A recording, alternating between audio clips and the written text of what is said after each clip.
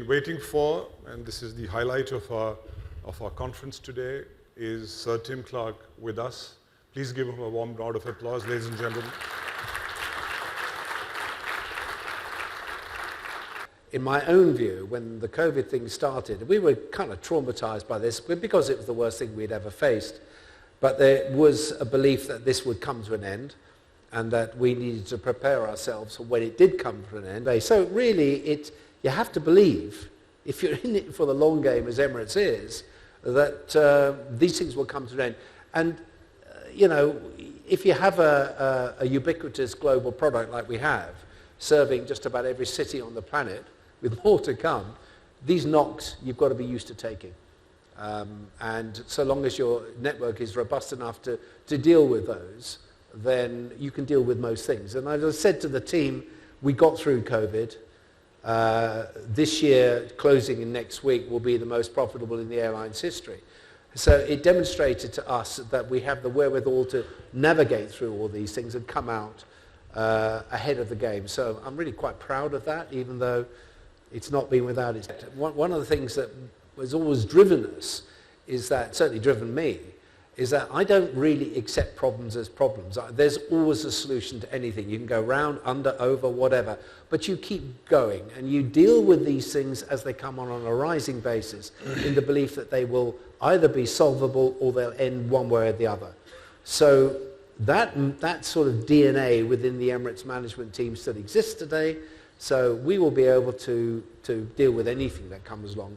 A lot of people are now catching up, leapfrogging us in many areas, which is great. I have no problem with that. It just challenges us to be better at what we do, creating the value in that value chain that is so important to the modern day customer, not just at aviation, it's airports, it's whatever, hospitality, etc. But always to excel and give the value proposition that attracts not just at the top end of the segmentation, but at the bottom end, the budget end.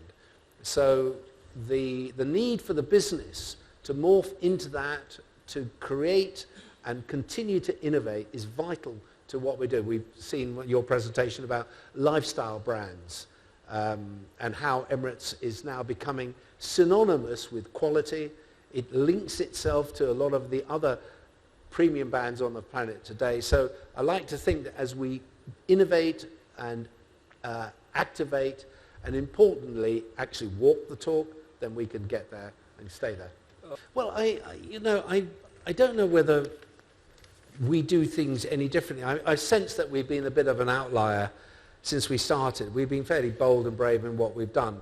But the belief, you've got to believe in what you're doing. You've got to believe that this isn't a shot in the dark. This is a measured, bold, in the case where we bought the 380s and everything else, belief that you understand the nature of the business, the nature of the market, and you take risks. You know, I kind of, again, I'm one of these sort of proverbial optimists.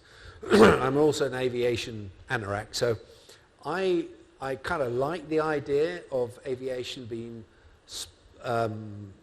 its activity increasing, whether it be low cost, whether it be full service. We're hugely competitive, we have to be. And you see the likes of Jazeera growing their fleet, being profitable, being fairly ambitious in what they do. We've got Air Arabia in Sharjah, we've got Air Arabia Abu Dhabi, we've got Wizz in there, we've got Fly Dubai, etc. You know, and if you look at what is happening in Saudi Arabia today, goodness me, I mean, there is a multi-trillion-dollar spend going on there. So I kind of believe that all this will engender more activity, possibly even more carriers coming to the market. Is that going to give us a problem? No, I don't think so. Will it add value to what we do? Probably. Whether the infrastructure of the Middle East will be able to cope with all of that is another question, but we'll see. But in the end, is it a bad thing? Probably not. And so as India sort of grows its domestic aviation and grows its airports at pace, your biggest single problem, and it's a high-class problem, is have you got the infrastructure to deal with what's coming in the domestic demand, as well as bolt on all the stuff that you want to do with regard to international? And how you prioritize that and the markets that Air India is going to have to go. It's a matter of heaven. It's such an easy job. Sorry to say in terms of the demand into India from these city pairs that I know work for us. And I look at that thinking, well, you've got the tools now, 350s, 87s, 7779s, 350-1000s. Boeing have got a great line of aircraft.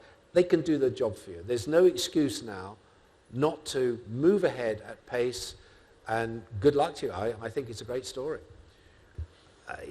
All I know is that the Indian market is going to grow at pace. There will be pressure on all the city pairs that serve here. It would be in the best interest of the Indian government to open up, because in my experience over the years I've been in the business, every country that embraces liberalisation and it wants inward investment, it wants this, that, it has to open up and accept all that, and not just leave one bit carved out as being, not really part of that mix. So Emirates will continue to be a player here. We'll do the best we can. We will continue to bring new products into the market as we would do other markets. We wish Air India and everybody else the best of luck. I'd like to think that they could look at us, even we could help them in some way or other to get the job done. Right. They are a very, very important player in what we do with regard to the super hub. And paradoxically, they are almost better in fuel efficiencies than some of the narrow body, some of the twin aisle twins. So it's very important to us that we keep this going. And you're right, I have been sitting, scratching my head, thinking, how could we get a new 380? In fact, I got it on the drawing board.